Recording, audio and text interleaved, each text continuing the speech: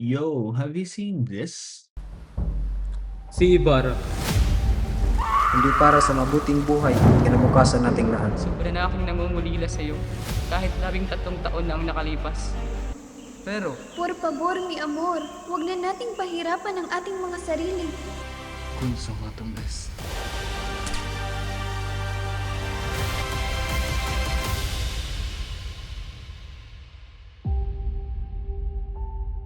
It's a trailer we created. It's a collaboration with BSBA 3101. And nangutana ko ninyo last week, no?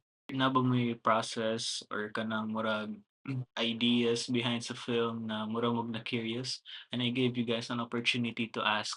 So our first question right now is, what was the biggest problem in the technical aspect did you encounter while creating the film?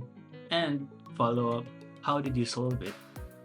So the biggest problem in the technical aspect na encounter this specific scene is not what you expect. It is actually the scene ni Maria Clara and Ibarra. So, Nico, like, anong naman din tong biggest problem nimo sa technical aspect?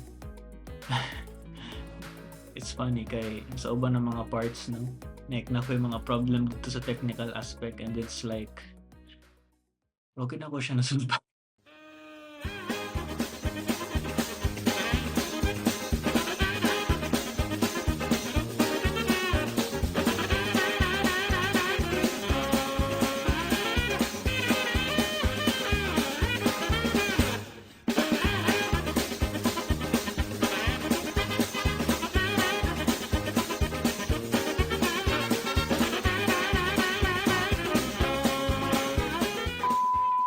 So, nga na scene sa kang Ibarra kang Maria Clara, what made it hard was ang pag-sync na mo sa audio.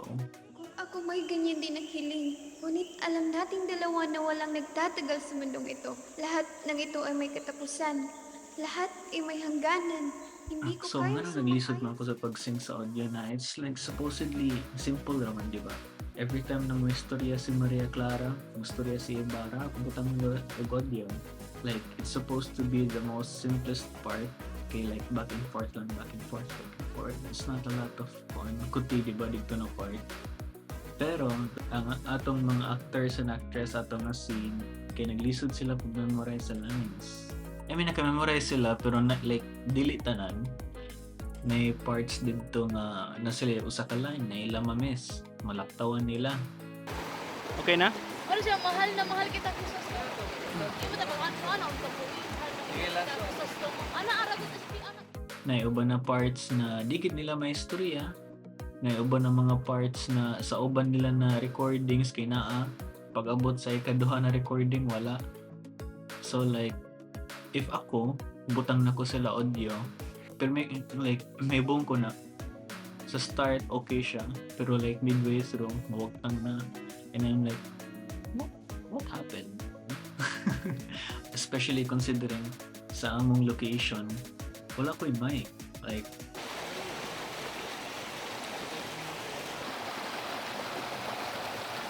would have been way easier if ako na ko yung mic and then na-record lang na akong ilang mga lines dito kay pwede rin na ako siya back and forth no pagkuan, and like makatran ako siya accordingly, but I did not have a mic, and then ang audio niya was like a river lang, like literally wa ko yung mabati bisag man saan ako gana, like you can't hear nahitabo dito kay since na wala na may mga lines na mga nakalimot sila, hindi pwede ko kaibo kung asa dito ng mga lines. I had like a struggle no, like pagpamati, pag timing, kay like I couldn't hear anything, and what I did was that nag-wait na lang ko na kuan, let's say ang first na line niya dire is like Crisostomo, ana, something like that, no? Crisostomo, like I had to read their lips. I had to read like, Crisostomo, like, ba rin na part? And then when I saw na, ngari, mo na din na part, like, mura siya gistorya Crisostomo, I had to time it for the entire sequence. And then if I confirm na mo na gid ni siya, and then I paste the video there. And supposedly, Morang tanan. Morang tanang struggle na ako. Pero during this time, we were running out of battery na yun. So we had to finish up gani. So the idea there was like to skim through na lang sa entire script. And then whatever parts like I already expected na nagi na flaws with sa pag-shoot no. So what I did, nag-shoot ko mga B-rolls. Shoot ko mga B-rolls like here. Kuha ko mga video sa leaves, kuha ko mga video sa river. Like in between gani sa mga shoots just so na in case na nasa lang makalimutan ng mga lines, I can just pop it in there, no? Sagutin mo na lamang ang mga tanong ko. Hindi ako malulungkot sapagkat sa mga panahon And I really did not expect the degree of like dili magka-sync gani ng mga conversations. There were a lot of lines na magka-sync sila first half of the line and then the rest wala na siya nagka-time, so I had to cut that out, no? And if ako gani siya i-cut like in between mga sentences, if I cut like the audio, dili na siya natural paminawon kay we actually had a recording before me nag-actual na filming. And then if I cut po ng like ang sa visual niya sa shot mismo, it's gonna look like a jump cut na, which is gonna be like super awkward, like it doesn't look natural, it breaks the immersion. So I really did not want to do that. During sa editing, I really wanted to capture like the emotions sa mga characters and they really couldn't deliver that, and I understand kaya nagdali na miya ito mga time. So what I did sa ako personally, I'm aware naman no na naging mga lines na digid ma-time no. So I wanted to capture like kaning mga B-rolls nila. So habang nag-istorya si Ashley, nagbutang ko og shot dito na may mga bato-bato, may nana. And then while I was editing, I was like, nakuha nagitanan. And then I was ready to move forward na sa next na napod na mga sequence sa one shots. And I noticed when I played it back, I noticed na it really breaks the immersion, like it breaks a lot of things na it takes away the emotional part if there's a lot of cuts na dito na scene. So I was like, how do I like reduce all the cuts here? Bawa ang pagka-emotional sa scene, like okay ng audio pero ang imo makita kay pagkita nimo gilak-kilak na sila diha paghuman pagkuan pagka next cut na nakaslangit nagaana na ko dito, next cut na pod ka dito sa river na pod, and like it really breaks no the emotional impact sa scene na supposedly dapat nagdagan ng kadiring emotion sa atong mga actors. So what I did to improvise, I figured na in order to retain no ang kaning mga emotional intensity sa atong mga scenes, there was actually one type of shot na ako na miss during sa filming, and that was capturing their faces no while they're having conversations. Crisostomo, pakinggan mo ako at huwag mong hayaan na galit ang maghari sa iyong puso. So, do you ever see those shots sa uban ng mga videos or sa uban ng mga films where the other person is talking? For example, si Maria Clara nag-istorya and then your camera is just like focused anin sa iyang kaistoryahan na person.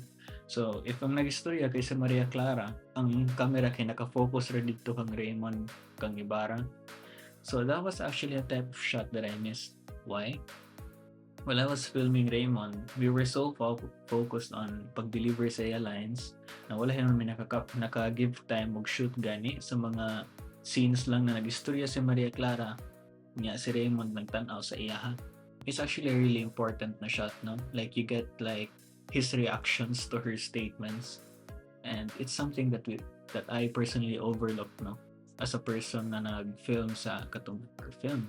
So what I did was that dili man gid diretso ang pag-deliver ni Raymond sa lines. Like there are like 2 second, 3 second pauses. So I did my best to cut off those 2 second na mga lines, 3 second na mga gaps in between sa lines, no? And then I just stretched it out into like 5-6 seconds na clip kay para ma-retain lang na akong iyan. Like how did I do that without compromising sa quality? I shot everything no in 100 frames per second. and then I kept the entire film at 25 frames per second. Given a 25 frames per second lang film, the frame rate sa clip was like 100. I had like huge room, no? Like pag slow mo gani sa video gani, na dili madaot ang quality. You ever saw those clips na mura na siya choppy? Choppy na siya. Kaya slow mo nimo and then gamay frame rate ang imong camera. Like this is really common, no?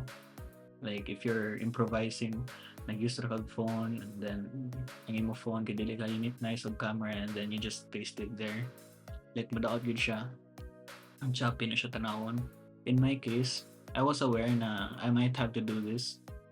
So, ato na time, I think na ko'y gamay na sense of relief when I found out na I could just slow mo, no? Pero the downside here is that ang mata ni Raymond ang mata ni Raymond sa video was like pansin kayo nimo na hinay na kay siya mulihok. Like you can literally see his eyeball like moving like super slow like I don't know if anyone noticed that, pero that's what happened ato nga scene. And like I was like, oh no, like if you really nitpick no, on the smallest details, you're really gonna notice that. I didn't want anyone to notice that, no. Pero ako, no, as like the editors of film, I'm like, oh shit, like we really had to compromise somewhere.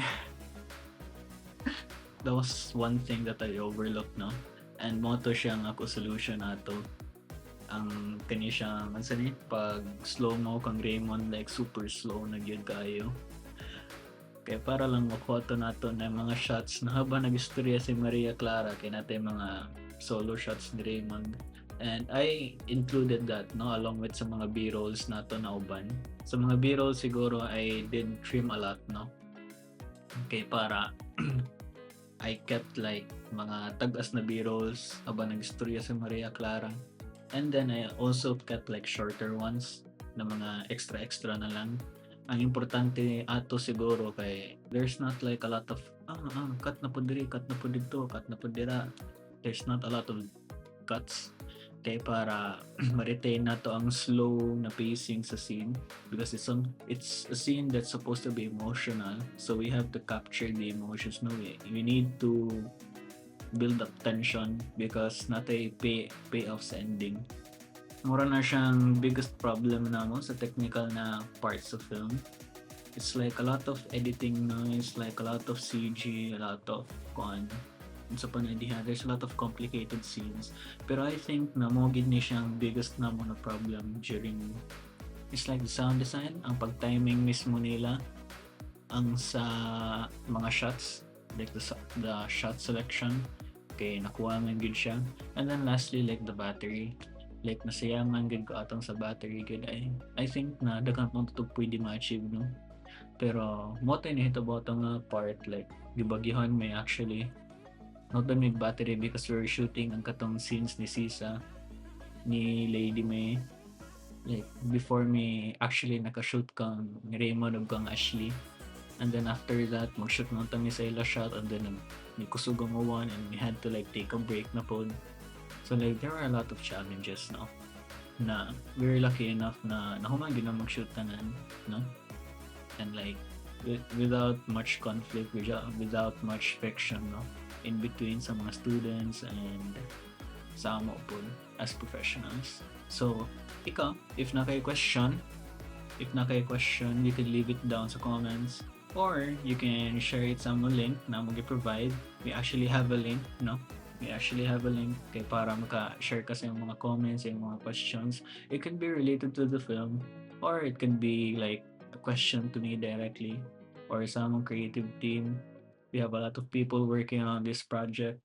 So if you have any questions for them, like feel free to share.